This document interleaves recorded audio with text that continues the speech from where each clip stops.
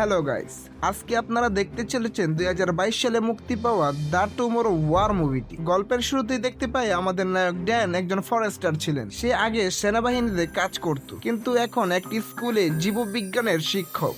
Dan বড় বিজ্ঞানী হতে চেয়েছিল, কিন্তু বারবার ইন্টারভিউ দিয়েও সে ভালো চাকরি পাচ্ছিল না। এ নিয়ে তার খুব মন খারাপ ছিল। 2022 সালে ক্রিসমাসের আগের রাতে ড্যান তার পরিবার নিয়ে টিভিতে ফুটবল বিশ্বকাপ দেখছিল। হঠাৎ খেলার মাঠের মাঝখানে বেগুনি ধোঁয়া আর বিদ্যুতের ঝলকানি দেখা যায়। ধোঁয়ার ভেতর থেকে অদ্ভুত পোশাক পরা একদল সৈনিক বেরিয়ে আসে। তাদের নেত্রী জানান যে তারা 2051 সাল অর্থাৎ ভবিষ্যৎ থেকে এসেছিল। তারা বলেন ভবিষ্যতে হোয়াইট স্পাইক নামের এক ভয়াবহ এলিয়েন পৃথিবীকে আক্রমণ করেছে এবং প্রায় সব মানুষকে মেরে ফেলেছে। মানবজাতিকে বাঁচতে হলে বর্তমানের মানুষদের ভবিষ্যতে গিয়ে যুদ্ধ করতে হবে। ভবিষ্যতের এই ডাকে সারা বিশ্ব আতঙ্কিত হয়ে পড়ে। হাজার হাজার মানুষ ভবিষ্যতে যেয়ে যুদ্ধ শুরু করে, কিন্তু তাদের মধ্যে খুব কম মানুষই ফিরে আসে। এক সময় অভিজ্ঞ সৈনিক শেষ হয়ে যাওয়ায় সরকার সাধারণ মানুষদের জোর করে যুদ্ধে পাঠানো শুরু করে। ড্যানের কাছে ও লটারির মাধ্যমে ডাক আসে। তার হাতে একটি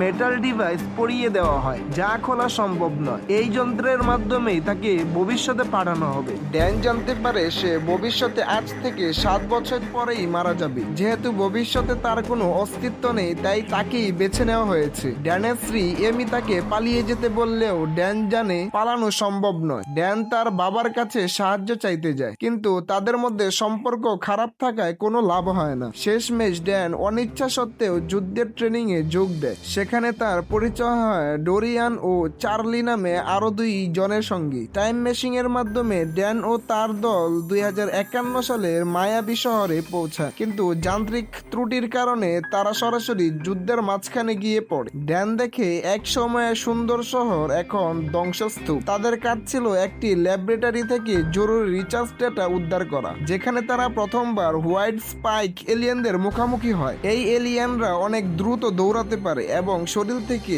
তীরের মতো কাঁটা ছুঁড়ে মারে। সাধারণ গুলিতে এদের কিছুই হয় না। অনেক কষ্টে ড্যান ও তার দল ডেটাগুলো উদ্ধার করে এবং একটি মিলিটারি বেসে পৌঁছায়। মিলিটারি বেসে গিয়ে ড্যান এক অবাক করা সত্য জানতে পারে, যেখানকার কর্নেল আর কেউ নয়, ড্যানের নিজের মেয়ে মিউরি। মিউরি এখন বড় হয়ে বিজ্ঞানী ও সেনা প্রধান হয়েছে। মিউরি জানায় সেই ড্যানকে এখানে আনিয়েছে। মিউরি এলিয়েনদের মারার জন্য একটি বিষ বা টক্সিন তৈরি করছে। পুরুষ এলিয়েনদের মারার বিষ তৈরি হলেও রানী এলিয়েনদেরকে মারার জন্য আরো শক্তিশালী বিষ দরকার। ড্যান ও মিউরি মিলে একটি জীবন ঝুঁকি নিয়ে এক বিশাল রানী এলিয়েনকে বন্দী করে। গবেষণার সময় মিউরি তার বাবাকে বলে যে ভবিষ্যতে ড্যান তার পরিবারকে ছেড়ে চলে গিয়েছিল এবং একটি দুর্ঘটনায় মারা গিয়েছিল। ড্যান প্রতিজ্ঞা করে সে অতীত বদলে দেবে। রানী এলিয়েনকে বাঁচাতে হাজার হাজার পুরুষ এলিয়েন বেশ আক্রমণ করে। যুদ্ধের এক পর্যায়ে মিউরি ড্যানের হাতে নতুন তৈরি করা বিষের শিশি তুলে দিয়ে বলে, তুমি এটা নিয়ে বর্তমানে ফিরে যাও এবং পৃথিবী ধ্বংস হওয়ার আগেই এলিয়েনদের মেরে ফেলো। ড্যান তার চোখের সামনে নিজের মেয়েকে মারা যেতে দেখে এবং ঠিক সেই মুহূর্তে বর্তমানে ফিরে আসে। বর্তমানে ফিরে এসে ড্যান বুঝতে পারে ফিউচারের সাথে যোগাযোগ বিচ্ছিন্ন হয়ে গেছে, কিন্তু সে হার মানে না। তার স্ত্রী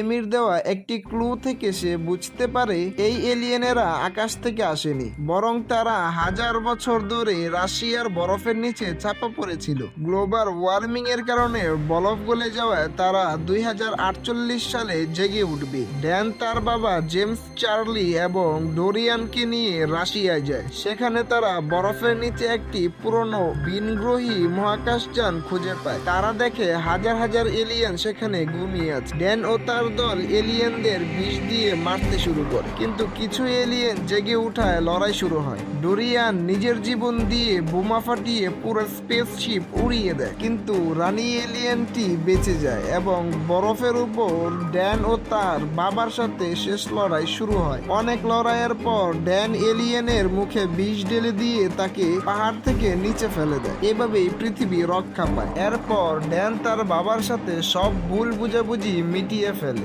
এবং তাকে নিয়ে বাড়ি ফিরে আসে। সে তার মেয়ে মিউরিকে জড়িয়ে ধরে প্রতিজ্ঞা করে যে সে আর কখনো তার পরিবারকে ছেড়ে যাবে না। ড্যান তার ভবিষ্যৎ বদলে দিয়েছে এবং তার পরিবারই এখন তার কাছে সবচেয়ে বড় বিষয়। আপনাদের কাছে যদি আমাদের এই ভিডিওটি ভালো ভালো লাগে তাহলে অবশ্যই একটি লাইক, কমেন্ট এবং শেয়ার করে দিবেন এবং সাবস্ক্রাইব করতে অবশ্যই ভুলবেন না। ধন্যবাদ।